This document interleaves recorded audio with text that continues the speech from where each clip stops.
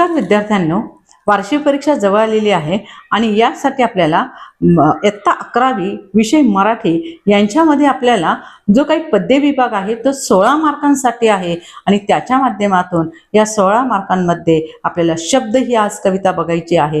ही कविता 8 गुणांसाठी आली, तर याच्यामध्ये महत्त्वाचं काय लिहायचं आहे ते आपण बघणार आहोत। मग ही शब्द ही कविता आहे, कवी यशवंत मनोहरांनी ही कविता लिहिलेली आहे। कवितेची प्रस्तावना, जर तुम्ही माझ्या चॅनलवर जर नवीन असाल तर चॅनलला सबस्क्राइब करा। याच्या मागच्या व्हिडिओमध्ये आपण काय केलेले आहे, कवितेची प्रस्तावना 1 मार्कांसाठी काय लिहायचं ते सांगितलेलं आहे। कवितेची मध्यवर्ती कल्पना सांगितलेली, पण आजच आपण ह्या व्हिडिओमध्ये मध्यवर्ती कल्पना आणि पुढचा भाग काय करणार आहे, एकत्र घेणार आहे। जर तुम्हाला प्रस्तावनेसाठी 1 मार्क्स पाहिजे असेल तर मागच्या व्हिडिओमध्ये बघा आणि चॅनलला सबस्क्राइब करा। बघा, या ठिकाणी मध्यवर्ती कल्पना कशा स्वरूपाची आहे।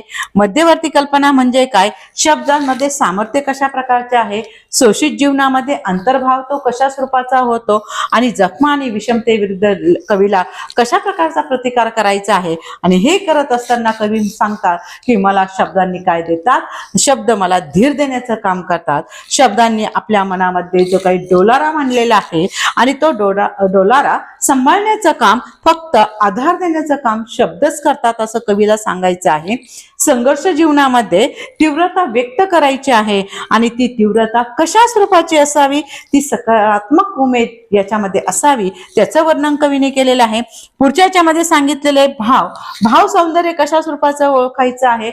मग या ठिकाणी जर 2-2 मार्काचे प्रश्न आले तर हे तुम्ही या ठिकाणी महत्त्वाचे मुद्दे त्या ठिकाणी लिहू शकता। कवितेची मध्यवर्तीला 2 गुण आणि भाव सौंदर्याला 2 गुण। मग या ठिकाणी हे सौंदर्य शब्दरूपात चित्रित केलेलं आहे।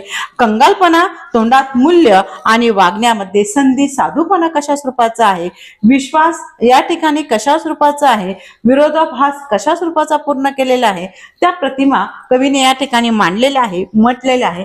हे सौंदर्य कवितेमध्ये वास्तववादी कठोरपणा यामध्ये व्यक्त करतो, चित्रित करतो असं कवी या ठिकाणी सांगतात। आणि कवितेमध्ये जी ठसठशीत भाषा आहे या ठिकाणी ती लयबद्धता आहे आणि ओळीमध्ये आपल्याला ही लयबद्धता, भाषा, ठसठशीतपणा यामध्ये दिसून येतो। शब्दांचा वापर म्हणजेच काव्याला तीक्ष्ण बनवण्याचं काम केलं जातं।